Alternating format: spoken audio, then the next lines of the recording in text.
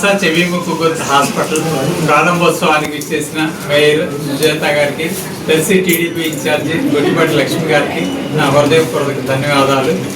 ఈ హాస్పిటల్ ఈరోజు ప్రారంభిస్తున్నందుకు నాకు సంతోషంగా ఉంది.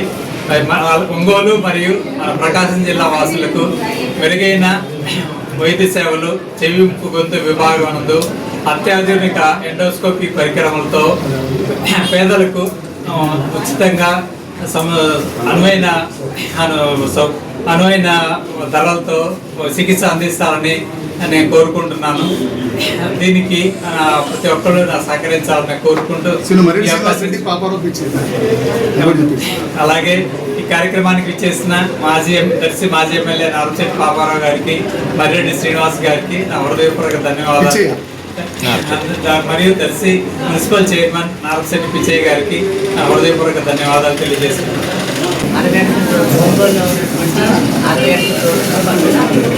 అమృత హాస్పిటల్ పక్క శ్రీనివాస ఐఎన్టీ హాస్పిటల్ని గౌరవనీయులు డాక్టర్ గొట్టిపాటి లక్ష్మి గారు దర్శించారు.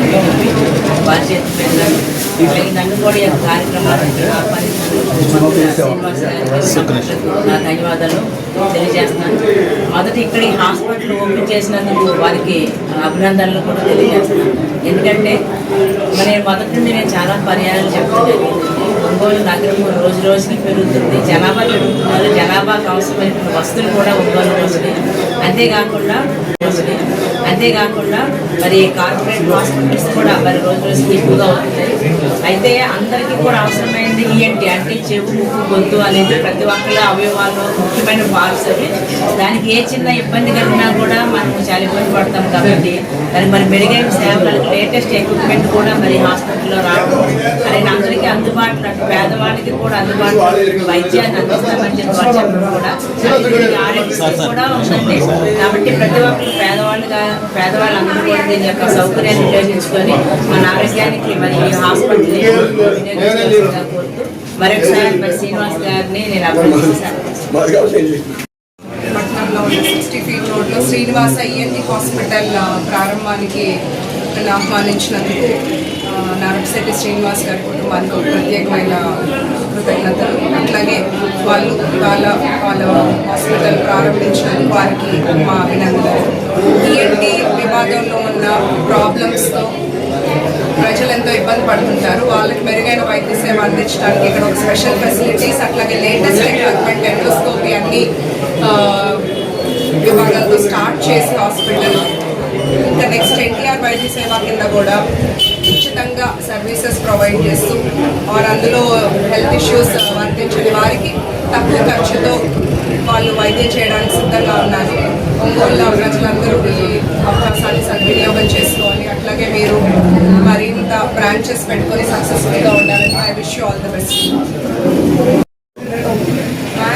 అధునాతన సౌకర్యాలతోటి ఏర్పాటవుతున్నటువంటి శ్రీనివాస ఈఎన్టీ సర్వ విధాల దినదిన ప్రవర్తమానమై అభివృద్ధిలోకి రావాలి అని ఆకాంక్షిస్తూ ఉన్నాను. అంటే దినదిన ప్రవర్తమానమై అభివృద్ధిలోకి రావడం అంటే సహజంగా ఏదైనా ఒక వ్యాపారం అభివృద్ధి కావాలి అంటే ఎక్కువ వ్యాపారం జరగాలి. అదేవిధంగా హాస్పిటల్లో కూడా ఎక్కువ మంది పేషెంట్లు రావాలి అనే అర్థంలో కాకుండా జరుగుతున్నటువంటి దాంట్లో వస్తున్నటువంటి వ్యాధులకు సంబంధించినటువంటిది నాణ్యమైనటువంటి చికిత్స ద్వారా అదంతా కూడా క్లియర్ అయిపోయి మంచి పేరు ప్రఖ్యాతులు రావాలి అనేది. ఈరోజు నేను ఆంధ్రప్రదేశ్ రాష్ట్ర వ్యవసాయ మిషన్ వైస్ చైర్మన్గా ఉన్నాను. ఈరోజు నేను ఈ స్థితిలో ఉండడానికి కారణంలో ఒకటి అంటే నాకున్నటువంటి వీటితో పాటు ఒక దశలో నా గొంతు మోగిపోయింది. లోపల వోకల్ కార్డు ఇష్యూ అయింది. దానికి ఫైబర్ నాడ్యూల్స్ ఏర్పడిపోయినాయి.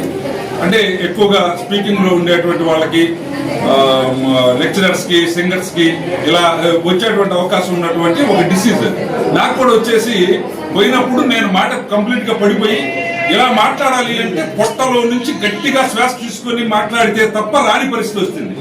ఇప్పుడు నాకు స్నేహితుడిగాను లేకపోతే మా పిల్లవాడిగాను భావించేటువంటి మా శ్రీనివాస్ ఉన్నాడు కాబట్టి నేను ఫోన్ చేసి మాట్లాడితే ఒకసారి రండి చూద్దామని. ఇక్కడ ఉన్నటువంటి ఆ రోజుకున్నటువంటి యంత్రాలతోటి, ఆ పరికరాలతోటి చూసి ఇంకా క్లారిటీ రాలేదు, మీరు పలానా చోటకు పోయి చూపించుకోండి అని చెప్పడం ద్వారా దాన్ని చూసి చేయిస్తే మళ్ళీ తిరిగి ఆ ఖర్చు కంటం తిరిగి రావడం జరిగింది. ఆ దశలో పెద్ద ఎత్తున సోషల్ మీడియాలో కూడా మీ అందరూ చూశారు. అంటే అంతటి నైపుణ్యం, అంటే చూడగానే ఒక విషయాన్ని అర్థం చేసుకొని దానికి ఎక్కడ ఏ విధమైన వైద్యం జరిగిందో చెప్పగలిగిన వాడు. అదే విధంగా ఇంకొక కేసు కూడా నేను చూసాను. చాలా మంది డాక్టర్లు ఏంటంటే ప్రతిదీ మేము చేద్దామని ఆరాటపడతారు. కానీ శ్రీనివాస్ గారిలో ఉన్న గొప్పతనం ఏంటంటే తన వల్ల అవుతుందా, లేదు తను ఎక్కడికి పోతే ఆ పేషెంట్ కి న్యాయం జరుగుతుంది అని చెప్తారు. ఇంతకుముందు కూడా వేరే పేషెంట్ కూడా చూసాం.